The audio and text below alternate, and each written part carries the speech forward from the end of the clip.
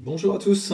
Dans la vidéo précédente, on a vu que l'énergie pouvait être convertie d'une forme à une autre en passant par des formes de transfert qui étaient le travail mécanique, le travail électrique, les ondes électromagnétiques, les ondes mécaniques et la chaleur. On avait aussi vu qu'on pouvait compter cette énergie avec une unité bien connue, le joule. C'est un peu la pièce de cette monnaie d'échange qu'est l'énergie. Eh bien, dans cette vidéo, on ne va pas s'intéresser à ce qu'est l'énergie, mais plutôt à quel rythme elle se transfère, à quelle vitesse elle se convertit.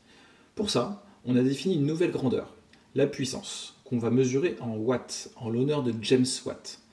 Encore une fois, comme pour le joule, c'est une unité dont le nom vient d'une personne. Son symbole est donc une majuscule, et c'est le W. Donc le watt, c'est l'unité pour mesurer un débit d'énergie. Et devinez quoi?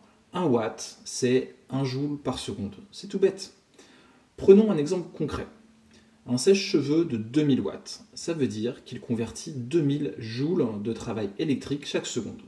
Alors, il les convertit en chaleur, pour beaucoup, et en travail mécanique, un petit peu, pour créer le flux d'air. En gros, c'est un grille-pain avec un ventilateur. Représentons la puissance absorbée en fonction du temps. Si on l'utilise à pleine puissance pendant 120 secondes, quelle est l'énergie totale que ce sèche-cheveux a convertie?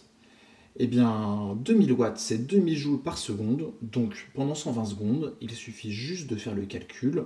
2000 watts fois 120 secondes, ça fait 240 000 joules.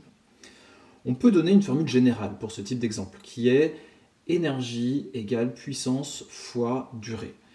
Par contre, attention, cette formule ne marche que si la puissance est constante pendant la durée considérée. Admettons que j'utilise mon sèche-cheveux à pleine puissance pendant la première minute, puis à la moitié de sa puissance pendant la seconde minute. Comment dois-je utiliser la formule que l'on vient d'établir?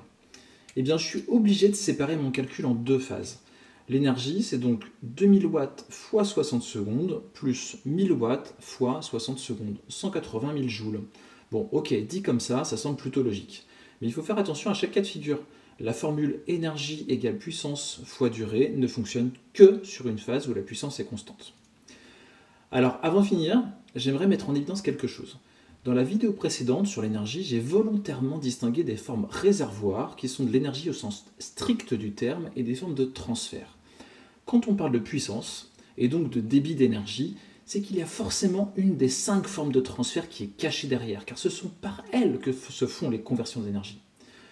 On ne parle jamais de puissance cinétique, jamais de puissance gravitationnelle ou de puissance élastique.